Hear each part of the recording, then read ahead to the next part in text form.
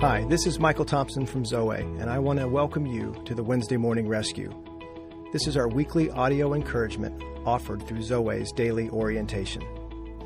What you are about to listen to is an excerpt from the Men's Heart of a Warrior Conference or the Zoweh Women's Deepening Weekend Retreat.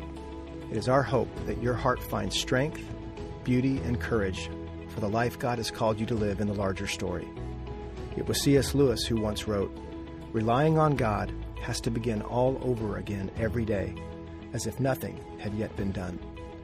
It is our prayer that this devotional brings an orientation to your heart, settling you and equipping you to play your part well in the great love story set in the midst of the fierce battle. Today, may you experience the love of God, learning how to walk with Him and live free.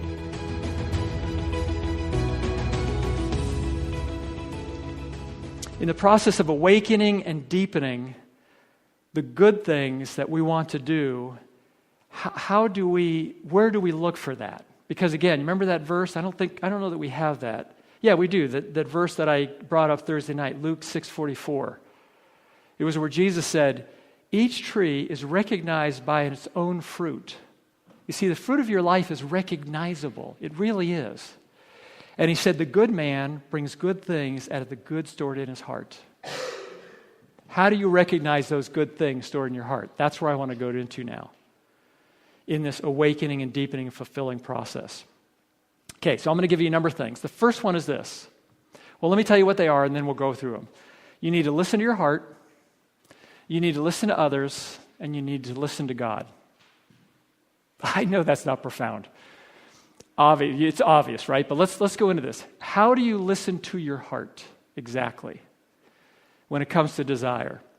Well, there's a couple things you need to look for. You need to look for strength of desire.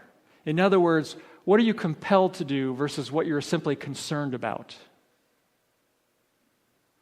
There are many people that have gone into the field of counseling because their life has been so changed by another man counseling them, guiding them. And they go, and so they think, this has changed my life.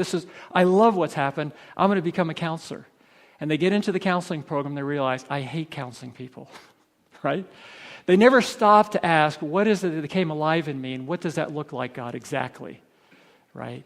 What is the strength of desire? So they were concerned about their own heart and the hearts of others, but it wasn't their strongest desire, right? So you have to look for what's the strength of desire in your life, the strongest desire. Thomas Merton said, "To allow oneself to be carried away by a multitude of concerns, to surrender to too many demands, to commit to too many projects, to want to help everyone in everything is to succumb to the violence of our times." That'll take your heart out, right? Trying to do everything for everyone all the time. That's great. You just go chase and run as hard as you can until you collapse, and then you're done. And that's what Satan does. That's the violence of our time right now, right? Instead of looking at what is that thing? What is that one thing? What do you have eyes for? What do you have ears for?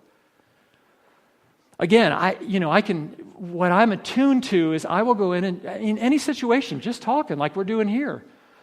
And we're talking, and I'm just naturally, my radar is looking for those blips on the screen of, man, what do I think this guy is made to do? What's the real desire in his heart? What makes him come alive? I mean, I'm just attuned to that. Now, for any of us to get there, we have to overcome the obstacles, right? We have to invite God into those things, to heal, restore. But that's very secondary for me.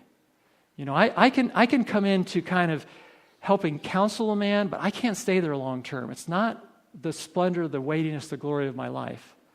It's almost more skill for me than it is natural brilliance, So I can work with a man in this for a little while, and then I've got to kind of refer him off and say, man, you got to go to this Zoweh thing. You got to meet with Michael or whoever, because it's not the strongest thing in me.